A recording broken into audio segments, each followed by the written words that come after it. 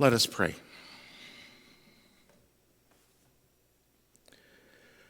May the words of my mouth and the meditation of all our hearts be acceptable in your sight, O God, our strength and our hope. Amen.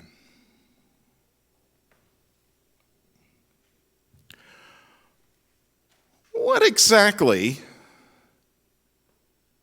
do you think Jesus was calling them to? Or more precisely, I suppose, what do you think Simon and James and John and the others were thinking they were being called to?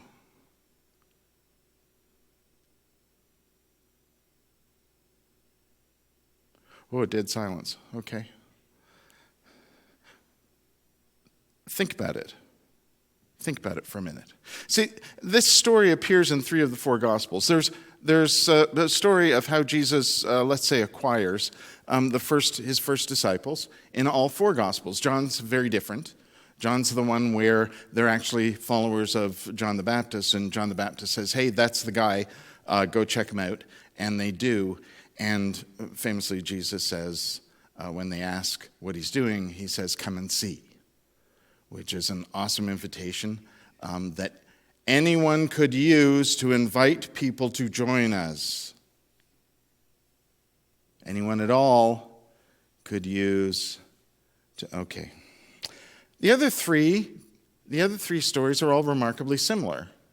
Jesus goes down to the lake. There's fishermen there. He says to them, hey, come and follow me, and I will make you, King James Version, I will make you fishers of men.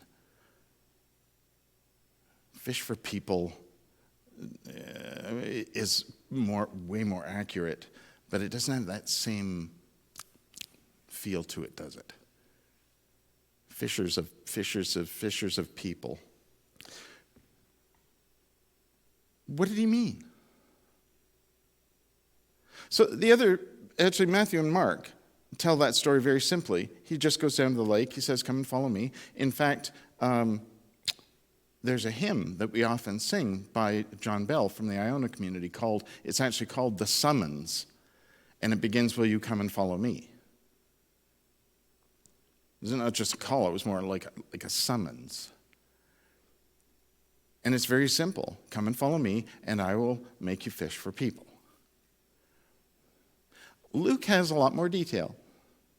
Luke gives us a lot of information. In fact, if you read before this passage that I read today, he's already met Simon. He's been to Simon's house.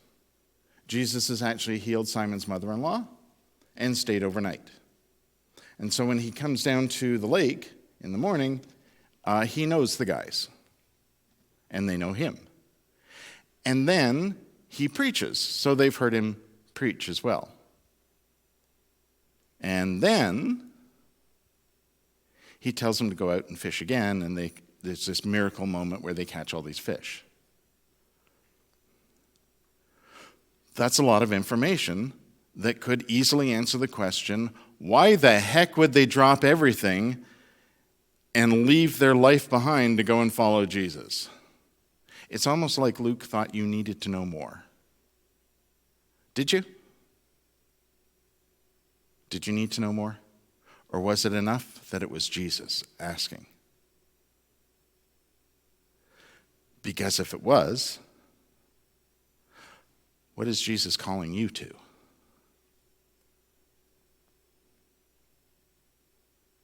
Dead silence again. Okay. It's an awkward question, isn't it? It is. Because there's a multitude of answers. And Paul actually talks about that quite a bit.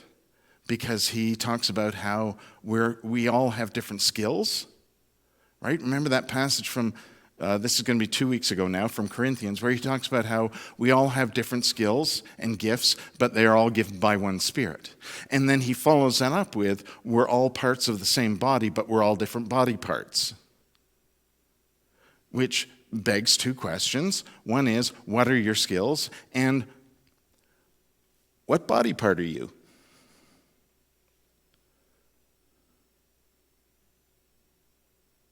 Yep, you're thinking about it, aren't you? Yep. So when Jesus says, come and follow me, and I will make you fish for people, what does he mean? Does he mean what we know is going to happen? And is that what the disciples, those first few, think? Is that what Simon and John and James and anyone else from that group who followed, did they know what was going to happen? Did they think, we'll become disciples of Jesus and then we'll become preachers and we'll become teachers and healers just like Jesus and then we'll go and do that? In other words, did they feel a call to ministry? Or did they simply find that there was something in Jesus, either in his words or his actions, in just his being, that connected with something in them? Something in them that said, is this what I'm supposed to be?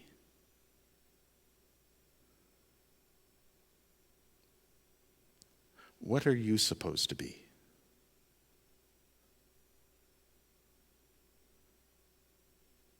Still no one wants to answer. Okay, fair enough. Fair enough, though, because it's a difficult question to answer, isn't it? Because what am I asking?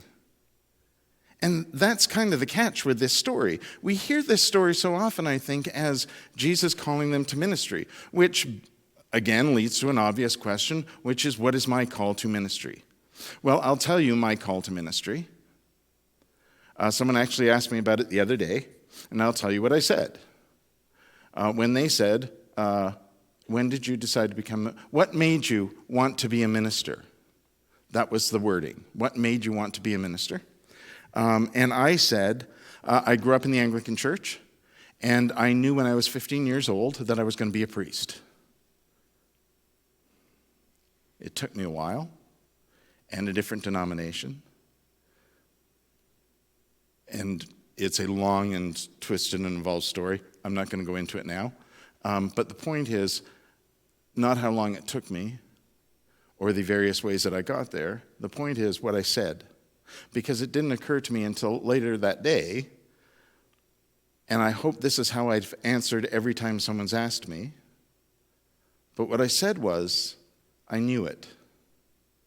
I knew I was going to be a minister. I didn't say I wanted to be. I didn't say I thought I was going to be.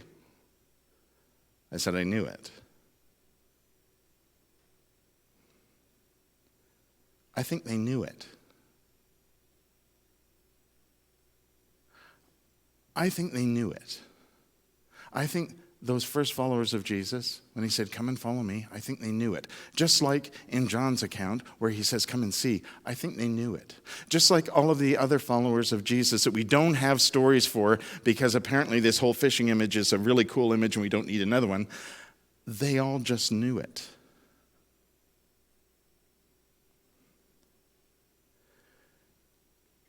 Here's another reason why we might want to focus on the idea that they knew it. We think about this fishing image now, and it's not like we don't have issues with it, right? Catching people, reeling them in. Before you know it, they're blank eye up on a plate. It's not a very positive image. But in Jesus' day, it was an even less positive image because it was like the image of harvest in the Bible, which is an image of judgment. It's not about gathering. It's not about abundance. It's about judgment. He was calling them to come and judge people. Except Luke throws in that story about going out again and there being an abundance of fish for everyone. And again, amongst the many numerous questions you might have about Luke's version of this story, what happened to the fish? Did they just kind of leave them there to rot on the beach? Or did they share that abundance with everyone? I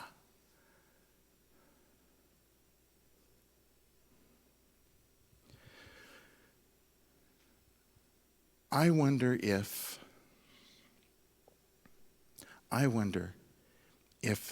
they heard two calls that day. One was simply the call to follow me, and I will make use of the skills that you already have as fishermen, but we're going to use them in a different way. We're going to connect with people. We're going to build relationships. We're going to share this story with everyone. We're going to heal and preach and teach, and you'll learn how to do this ministry thing. Awesome. But I think also the real call at the heart of the story is that Jesus simply called them to be more of who they already were in their heart of hearts. He didn't call preachers. He didn't call rich people. He didn't call people who were clearly, obviously holy already. He called ordinary people. And as he acquires more disciples, they get even more ordinarier. One of them is even a tax collector. Horror of horrors.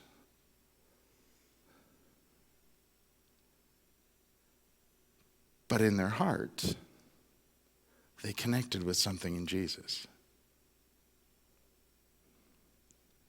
And what they felt was a call to live out what was there, that goodness that is already in us, that divine spirit that's already in us.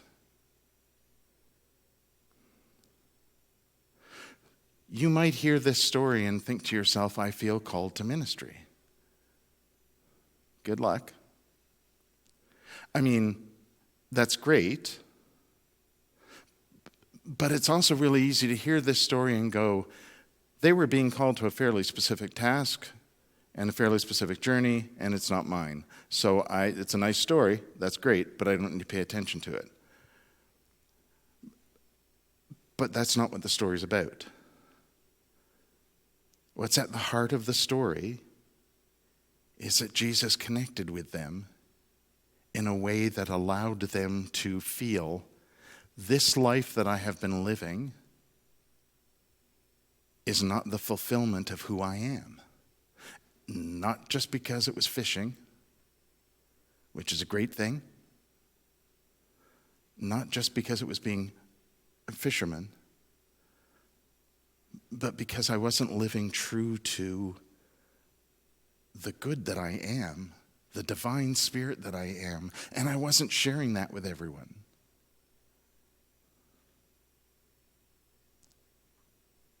That's the call that's at the heart of this story. The invitation. I like invitation. I like invitation. Because call, or even with all due respect to John Bell, who's a great man, summons sounds way more like a command than I think Jesus offers. Jesus has no intention of making them fishers of men any more than he has intention of making you anything. Because he can't. You have to participate. You have to be part of it. You have to answer. And the answer needs to be living true to the good that is in us. Sharing compassion and grace with each other, creating community, connecting with each other. That's how the good news is shared.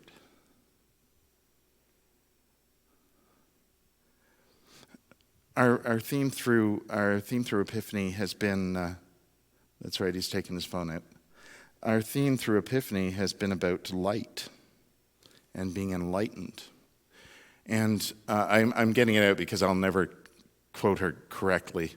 Madeleine L'Engle, who famously wrote A Wrinkle in Time, and wrote a lot of very spiritual things in her life, wrote this famous quote, which you've probably heard before.